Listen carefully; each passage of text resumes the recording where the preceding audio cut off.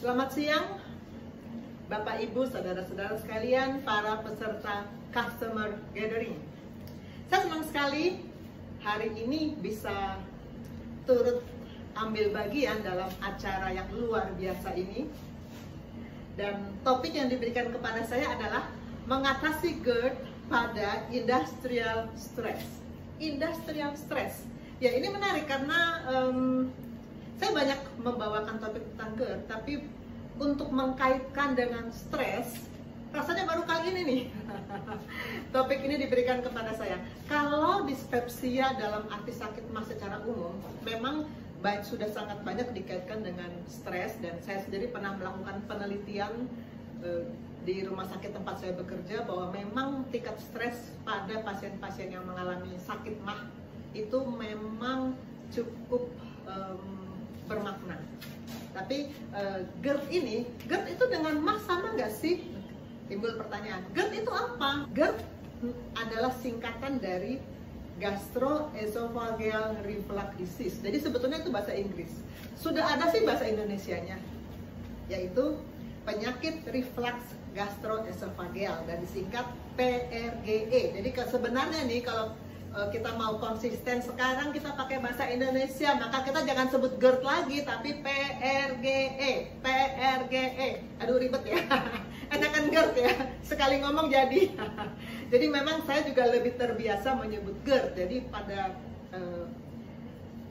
acara ini saya akan sebut GERD saja, karena judulnya juga GERD ya. Mengatasi GERD. Nah, kenapa terjadi GERD? GERD itu terjadi akibat reflux atau naiknya kandungan lambung yang bersifat asam itu ke dalam kerongkongan yang disebut esophagus. Ya, kita lihat di sini gambar ini adalah lambung orang normal yang sebelah kiri. Lambung orang normal itu bentuknya kayak botol begini ya. Kemudian di atas lambung itu namanya esophagus, atau kalau bahasa Indonesia kerongkongan. Antara lambung dengan kerongkongan itu ada sphincter. Seperti apa ya? Seperti katup, seperti klep, sphincter yang menutup rapat supaya asam lambung itu nggak naik ke atas. Karena lambung itu perlu pH yang asam, suasana asam, untuk bisa mematikan bakteri, bisa mengolah makanan. Tetapi di kerongkongan esophagus itu nggak tahan dengan suasana asam, akan timbul nyeri. Nah, pada GERD, gambar sebelah kanan, kita lihat sphincternya, klepnya itu kendor, sehingga dengan terbukanya sphincter ini, maka asam lambung dengan sangat mudah naik ke atas. Dan itu yang menimbulkan rasa tidak nyaman pada pasien-pasien GERD. Pasien-pasien sering bilang rasa seperti terbakar, rasa panas, rasa nyesek, kemudian suka terasa seperti asam pahit di pangkal lidah saat asam lambung itu naik ke atas. Itu yang sering dikeluhkan oleh pasien GERD. Gambar berikut ini kita lihat, ini skema yang lebih lengkap. Manusia, badan bagian atas, dan ini lokasi lambung, dan yang merah itu adalah lokasi yang sering dikeluhkan pada pasien GERD. Kalau sakit mah biasa, lebih bawah keluhannya. Rasa nyerinya, rasa begahnya, rasa kembungnya itu lebih bawah di organ lambung. Tapi kalau GERD itu di organ kerongkongan bagian bawah. Sekali lagi, ini terjadi karena apa? Karena adanya pengendoran dari lower esophageal sphincter, yang tadi saya katakan sphincter esophagus bagian bawah yang menutup batasan antara lambung dan kerongkongan, harusnya tertutup, tapi dia kendor, kebuka. Bisa karena memang katupnya sendiri sudah lemah, atau karena ada tekanan yang tinggi dari lambung. Kita lihat di sini ada tekanan yang tinggi mendorong sehingga asam lambung itu naik ke atas. Kalau mau ketahuan persisnya bagaimana sih? Tentu saja dengan pemeriksaan yang sehari-hari saya lakukan, karena saya memang subspesialis lambung dan saluran cerna. Jadi saya melakukan yang dinamakan endoskopi. Kita lihat di sini di gambar ini ada selang yang dimasukkan dari mulut ke lambung. Selalu timbul pertanyaan, sakit nggak sih endoskopi? Banyak yang takut ya, banyak yang takut kalau di endoskopi, takut sakit. Saya mau katakan bahwa pasien-pasien yang saya endoskopi, selesai tindakan selalu saya tanya, sakit nggak Bu? Sakit nggak Pak? Jawabnya selalu enggak sih dok, nggak sakit. Cuman tadi pas selangnya masuk, panik aja, panik. Jadi kalau tenang, nggak ada masalah. Tidak ada yang perlu ditakutkan dan tidak ada rasa sakit yang mengganggu.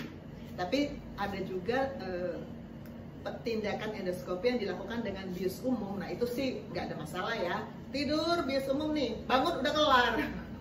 Nah pada saat endoskopi, selang dimasukkan dari mulut akan masuk ke kerongkongan atau kita sebut esophagus bahasa medisnya. Masuk lagi terus ke bawah lagi akan sampai ke lambung atau nama lainnya mah atau gaster. Nanti pada saat perbatasan dari kerongkongan dan lambung ini kita melihat ada lecet nggak, ada merah-merah nggak, ada luka nggak.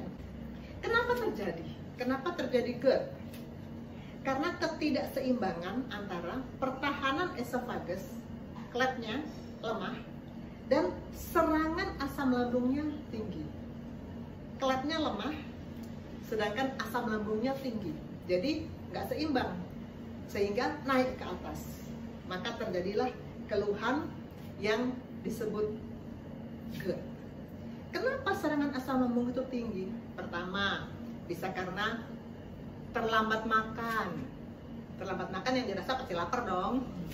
Terlambat makan. Kedua, karena makanannya itu bumbunya asam dan pedas. Asam dan pedas menimbulkan rasa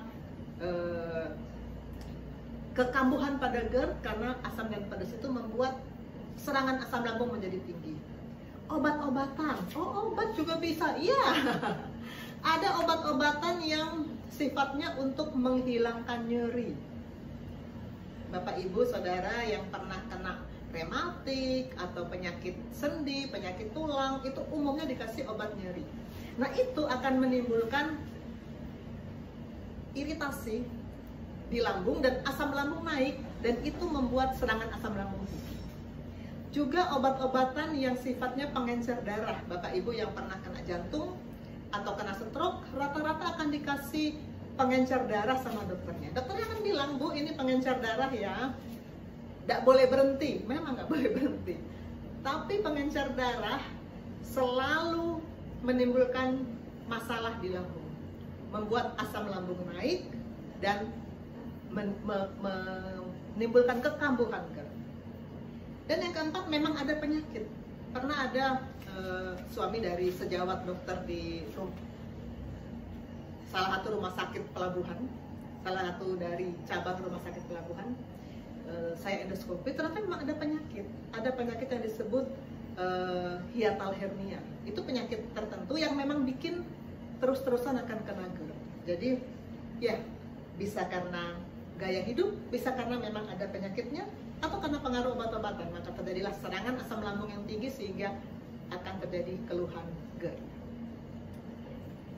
Selanjutnya, bagaimana sih yang dirasa oleh pasien-pasien yang mengalami GERD? Tadi sudah kita singgung sedikit bahwa dia akan merasa rasa tidak enak pada dada bagian bawah. Jadi bukan di lokasinya mah yang sebelumnya sudah kita kenal ya. Memang GERD ini penyakit yang agak baru. Sebelumnya kan kita kenal penyakit mah, itu lokasinya di ulu hati. Nah, GERD itu sedikit lebih atas. Rasa nggak enak, rasa nyeri, rasa terbakar, rasa panas, rasa nyesek, banyak segala rasa. Dan kemudian ada asam pahit yang terasa di pangkal lidah, karena itu akibat asam yang naik dari lambung. Dan ada, kalau sangat parah, ada kesulitan menelan makanan. Pasien sering bilang, makanan tuh kalau udah ditelan kok kayak nyangkut, kayak nggak turun. Kesulitan menelan makanan disebut disfagia. Ini lokasi yang dirasakan oleh penderita GERD. Sedangkan di luar saluran makan, di luar saluran cerna, GERD itu juga bikin nyeri dada. Nyeri dada mirip dengan serangan jantung, sehingga seringkali pasien-pasien GERD itu datangnya bukan ke dokter penyakit dalam atau ke dokter lambung, tapi ke dokter jantung. datang ke dokter jantung, diperiksa macam-macam, direkam jantung, di echo, periksa macam-macam, dan akhirnya dokter jantung bilang, bapak jantungnya nggak apa-apa, ibu jantungnya nggak apa-apa. Ke dokter lambung ya. Saya banyak terima pasien yang sudah ke dokter jantung, sudah periksa macam-macam, disuruh ke dokter lambung. Kemudian saya juga punya pasien yang tadinya ke dokter THT. Jadi pasien GERD itu juga keluhannya tuh tenggorokan, kok nggak sembuh-sembuh, suara serak, tenggorokan nggak enak, terus udah diobatin macam-macam. Datangnya ke dokter THT dong, nggak salah. Dokter THT periksa, kasih obat. Sesudah sekian lama berobat nggak sembuh-sembuh, dokter THT bilang, ini sih dari asam lambung, udah sana ke dokter lambung. Atau ke dokter paru. Saya juga punya pasien yang datang ke saya, cari dokter lambung gara-gara sudah ke dokter paru karena batuk nggak sembuh-sembuh, ada asma, gejala asma atau batuk asma, batuk semacam itulah, nggak sembuh-sembuh, diobatin, di ronsen macam-macam, nggak sembuh-sembuh. Akhirnya dokter paru bilang gini, ini mah dari asam lambung, sana ke dokter lambung. Maka pasiennya juga datang ke saya. Dan sekarang saya mau sampaikan bagaimana cara dokter untuk menegakkan diagnosis, oh ini emang GERD, oh ini bukan GERD. Karena pasien selalu bertanya, harus endoskopi nggak dok ya, gitu ya. Kalau kita sudah kasih obat selama 2 minggu, kita akan evaluasi kan, enakan nggak? Enakan nggak Pak? Kalau ada rasa membaik, maka sebetulnya endoskopi nggak mesti.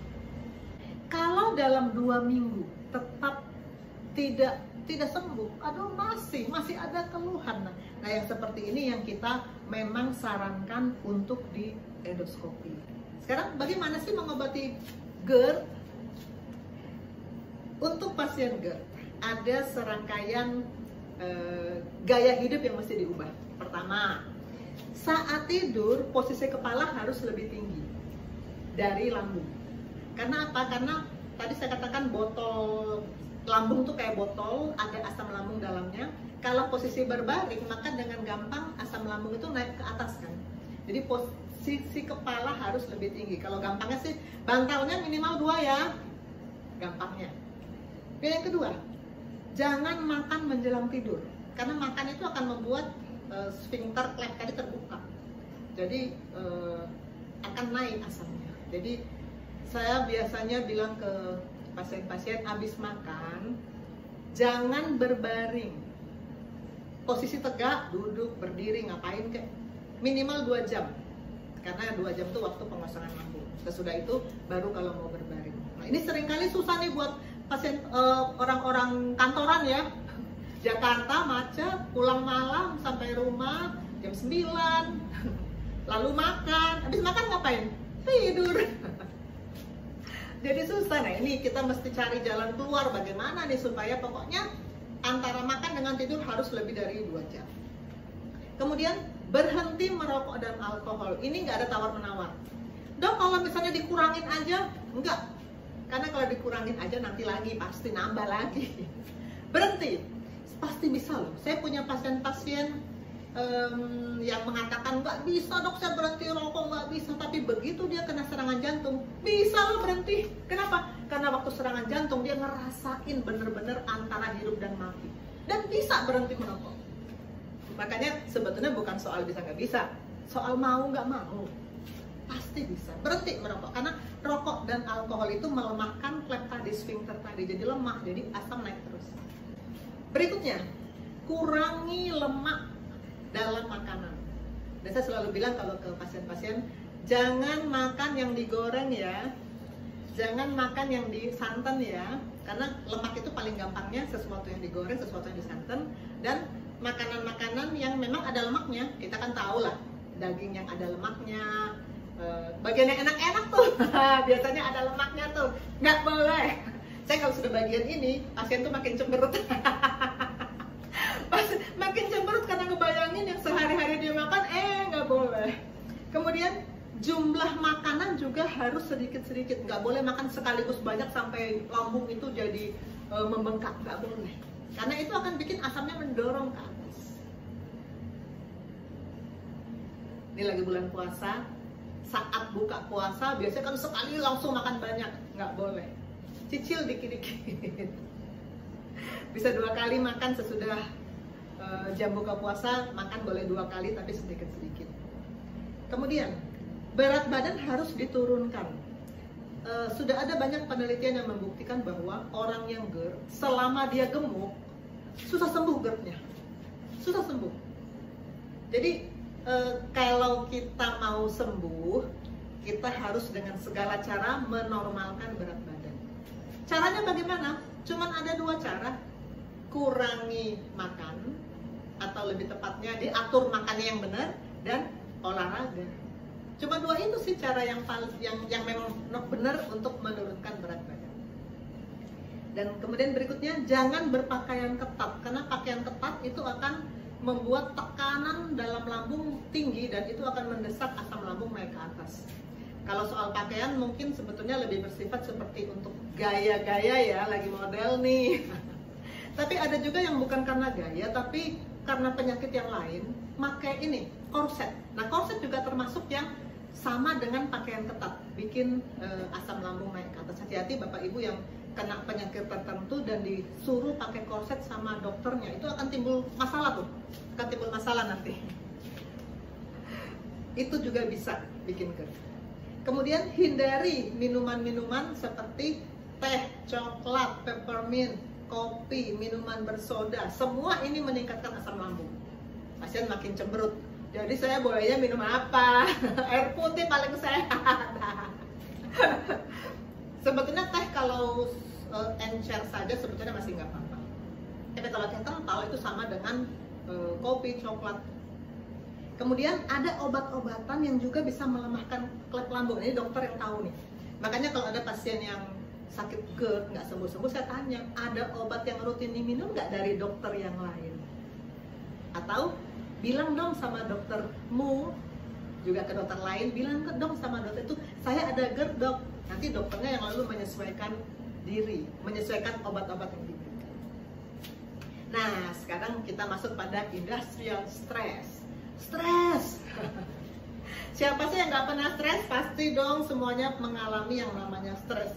Karena stres itu sebetulnya reaksi yang normal dan dalam hidup ini nggak mungkin nggak ada tantangan, masalah, problema yang bikin stres.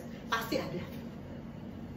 Tapi sekarang tinggal bagaimana kita bisa mengatasi stres itu dengan cara yang benar. Ini penelitian kebetulan di India ya, bukan karena lagi tsunami COVID, bukan. Ini kebetulan saya nemunya di India dan ini sebelum pandemi penelitian dilakukan. Ternyata di penelitian ini ditemukan bahwa sekitar 18-36% dari workers, pekerja, itu memang punya stres yang bermakna. Rata-rata pekerja itu memang punya stres yang bermakna. Stres itu saya katakan ada pada semua orang, tapi kalau kita bisa atasi dan tidak mengganggu itu nggak bermakna. Tapi kalau sampai itu mengganggu, dan ini khusus pada industrial workers, pada kelompok yang memang pekerja, ternyata sekitar 18-36% ditemukan ada stres yang memang mengganggu. Ini ada satu tulisan lagi yang meneliti tentang asam lambung dan stres. Anxiety itu kecemasan, itu salah satu bentuk gangguan dari stres. Acid reflux itu asam lambung dan anxiety itu kecemasan atau stres. Ternyata asam lambung dan stres punya hubungan yang sangat kuat, sangat bermakna. Mereka bisa stres atau anxiety itu bisa membuat asam lambung semakin tinggi. Sebaliknya, asam lambung yang terus-terusan juga bikin orang itu tambah stres. Pernah ada pasien bilang, dok saya kok stres, kayaknya yang bikin saya stres malah penyakit ini deh. Penyakit bikin stres, dan stres bikin penyakit tambah berat. Jadi kayak lingkaran setan ya. Dan stres atau anxiety ternyata juga bisa membuat kekuatan sphincter tadi turun. Jadi tadi harusnya kan sphincter itu menutup sphincter yang antara kerongkongan dan lambung. harusnya kan menutup dengan kuat. Stres atau anxiety bisa mengendorkan kekuatan sphincter itu, sehingga asam dengan mudah naik ke atas. Dan stres atau anxiety juga menurut tulisan ini bisa membuat produksi asam lambung meningkat. Jadi produksi asam lambung meningkat, kekuatan sphincter juga menurun, maka GERD makin berat. Jadi sekarang tambah satu lagi PR untuk mengobati GERD. Selain yang tadi gaya hidup berubah, gaya makan berubah, obat-obatan harus disesuaikan. Satu lagi apa? Nggak boleh stres. Terus bagaimana tekanan GERD? Apalagi sekarang lagi pandemi, stresnya makin ya. Saya bukan ahli jiwa, bukan psikologi, jadi saya bicara sebagai ahli penyakit dalam. Tetapi saya membaca dari tulisan-tulisan tentang bagaimana mengatasi stres. Pertama, ubah cara pandang terhadap stres. Ubah cara pandang. Kalau kita memandang masalah dari satu sisi, maka kita melihat masalah itu besar, luar biasa. Tapi kalau kita pindah pandang dari sisi yang lain, kita akan lihat, ternyata nggak sehebat itu, nggak seberat itu. Ubah cara pandang. Kemudian yang kedua, kenali diri lebih baik. Introspeksi. Saya tuh bisanya apa? Dan lakukan persiapan lebih matang untuk menghadapi masalah. Ketiga, manfaatkan lingkungan sosial. Kan ada grup-grup.